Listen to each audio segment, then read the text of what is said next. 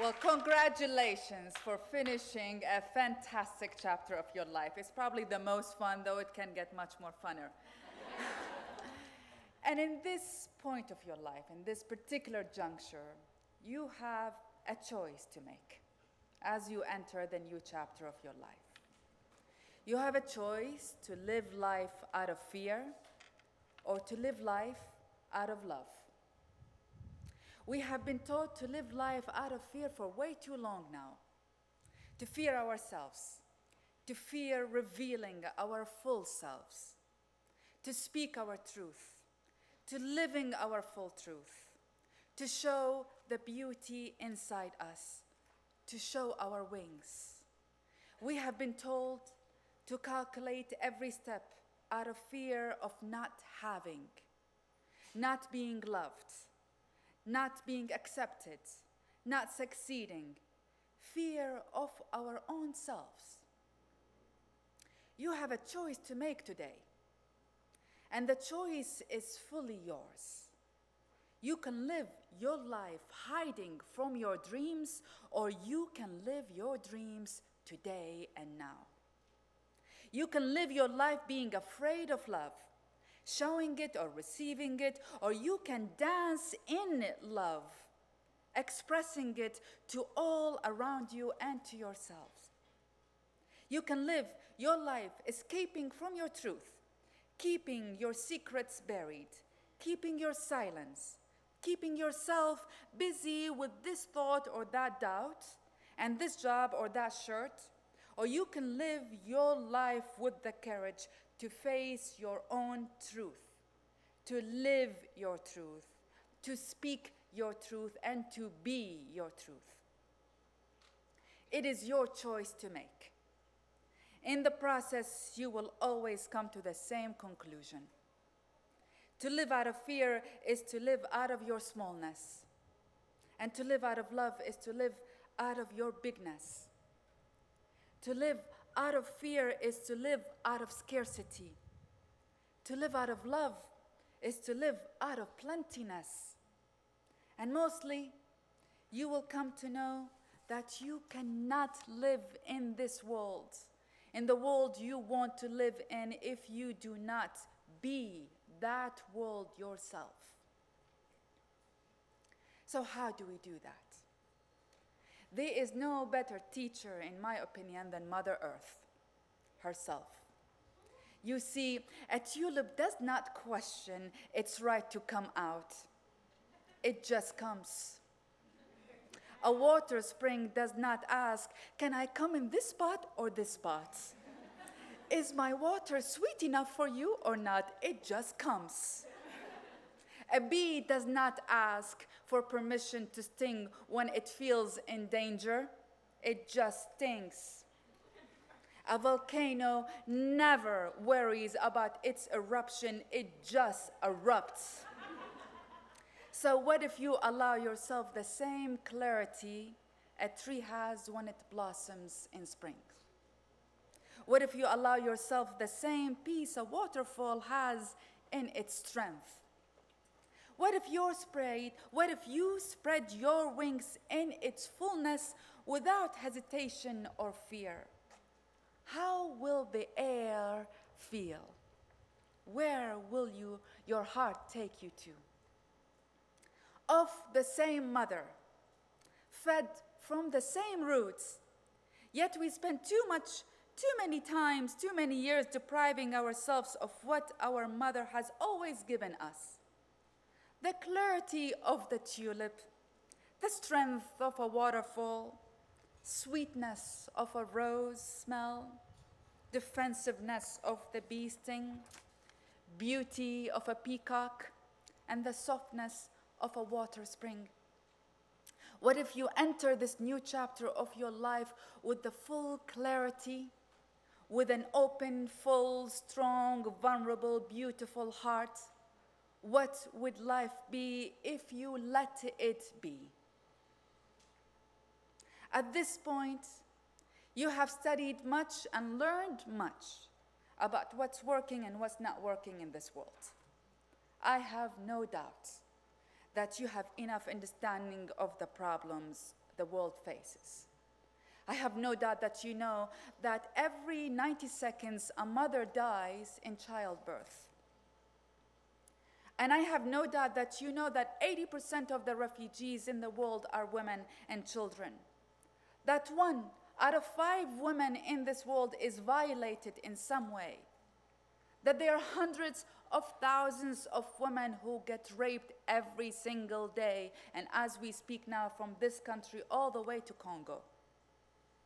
We live in a world where trafficking against women and girls are the top 3 largest illegal trades in the world, where only 2.2% of all peace agreements are signed by women, where women in this country only hold 3% of decision-making powers in the media, and where women worldwide only have 18% of political representation, and where we get paid less still for doing the same job a man does.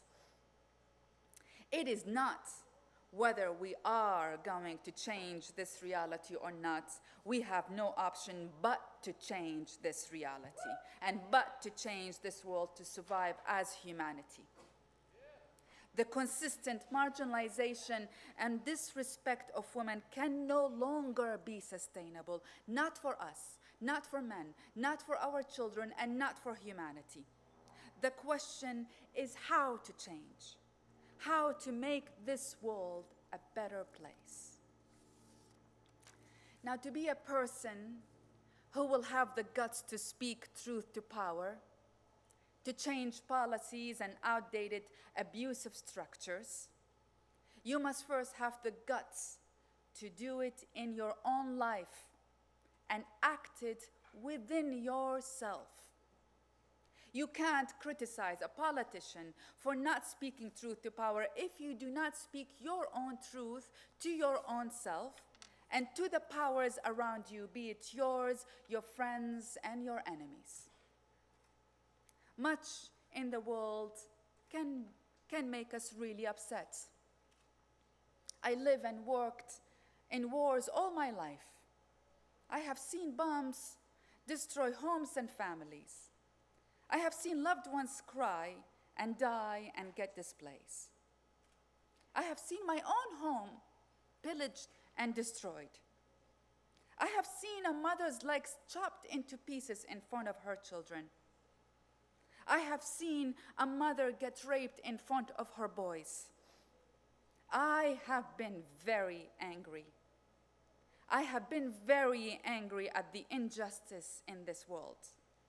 And while every part of me says enough is enough, for the line has been crossed long time ago when even the children have been violated, I decided to walk the walk of change through beauty and compassion.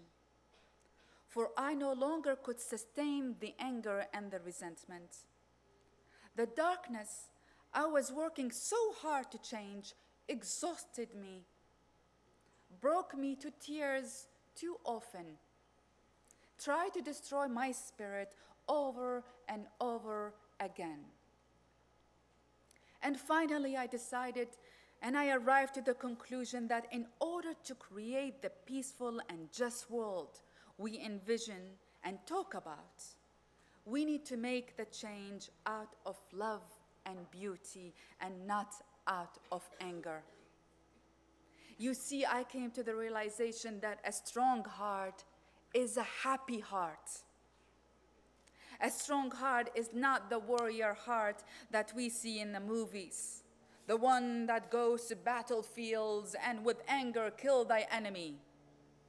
A strong heart is a happy heart, for it is that happy heart that can go to darkness, to brothels where women are forced to sleep with 15 men a day, to refugee camps where people don't even live close to humane conditions, to basement factories, to shelters of abused women, to prisons, and to still see the love in each other and in yourself, and to still reach out and change that world out of love and not out of anger. That journey is not an easy one, has not been an easy one. Your heart may break several times, but let not the broken heart take you to fear. Mystics say, "Oh, break my heart. Oh, break my heart again so I can love even more." I say, build a bridge. They will destroy it.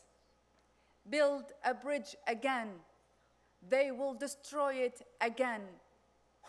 Build a bridge until so many people are part of building that bridge, no one can destroy it ever again. Never give up on this beautiful world, and never give up in doing your work with love.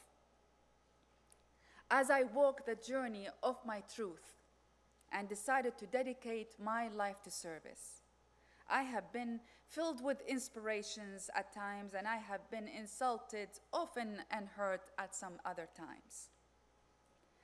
But I had the choices to walk and live my truth with the cost it come at, or to continue believing in myself and to live my truth, for I cannot live life out of silence. And that's been the journey. I was only 23 years old when I started Women for Women International. I had no work experience, and most importantly, I had no money. And there it goes again, and there it comes. 300,000 women later, 100 million dollars distributed, 250,000 American women helping in the process. It makes me believe. It makes me believe in the possibilities of change. It makes me believe in the possibilities of healing, and it makes me know that I'm just starting. It's not by far the end. In the process, I learned what women need is very simple, actually. What women need is acknowledgement of our own contributions and of our own values. What women need is inspirations through the storytelling, our own storytelling, when we each break our silence, when we each take the responsibility and tell our story. Service becomes not helping the other, service becomes helping oneself, and through that, helping the others. I learned that if you do not respect the people who you are serving, then better not serve them. What people want is respect for their integrity and dignity far more than the money and the clothes. And if to walk the walk of service, we must start with respect to ourselves first, so we can respect the others. As you embark upon your journey, I ask you to service the world in a new way. Think not it can only be done through civil society and nonprofit, and I'm telling you that as a nonprofit. The separations between for-profit and nonprofit sectors may have worked for a while, but the segregation and the separations of the do good for people and the do good for yourself can no longer be sustainable. Change the world through the government. Change the world through the corporations. Change the world through religious institutions. Change the world through the arts. Change the world through the emerging into the different sectors for benefit sectors. Women overpopulate the humanity sector, and we are far underrepresented in governments and in corporations and in media and in institutions. It is time that we take over these sectors as well.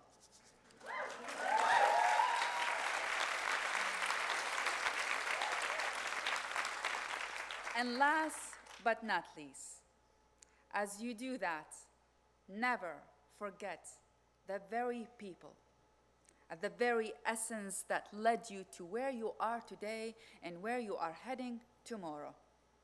It is in the people that we must always be anchored. It is in the baker, the taxi driver, the tailor, in the mother, in the father, in the rickshaw pusher, in the beggar that we anchor ourselves. We are them, they are us. I am you and you are me. Never forget our inner connections and never lose yourself in the process of living your life. May you always see your beauty. May you always spread your wings and fly. Do the work with respect and joy. May you be the one who tells the new story. The story where our victimhood does not define our narrative as women. The story where our joy and our success, where we see ourselves in our fullness, in our goods and in our bads, in our beauties and in our shadows, and we still see us. May you walk the journey with dance and joy until the end. Good luck and go Rockets.